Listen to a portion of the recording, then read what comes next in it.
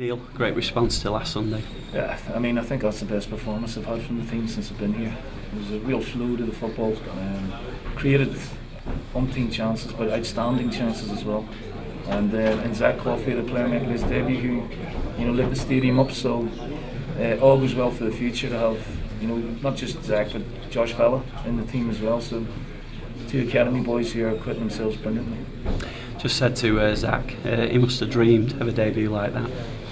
Well, you never know with Zach. He's very quiet, very level-headed boy. He's one of those, he's a bit like Chummy. You ask him to do one thing and he's got real football intelligence. And he's a talent, and you saw his talent shine today. Now, with young players, you might get a little bit of a dip along the way. We have to be mindful of that, and the adrenaline going and that type of thing. But yeah, I mean, he was fantastic. Really enjoyed watching him play today. With Josh at right back as well in the starting 11, in terms of the academy, it's good to see the young players coming through. Yeah, I mean, it's been much maligned, the academy, but since we've come in, we've seen real sort of shoots of promise. And we've got some other good young players coming through as well. So it's a testament to the work that Jimmy, Dave Spoons, Jimmy Fullerton have done previously, and Ian Brunskill and Andy Hughes are doing now. We're bringing these players on.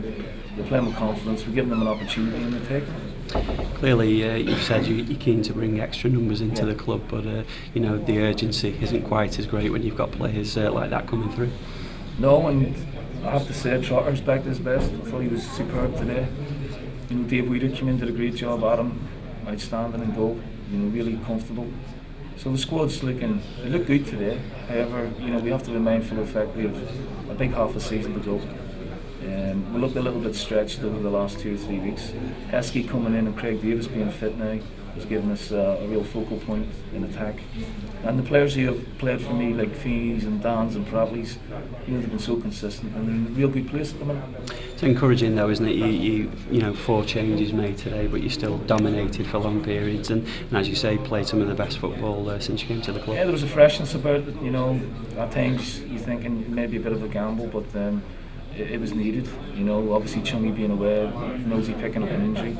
I felt Adam needed the game, and that will have done him the world of good.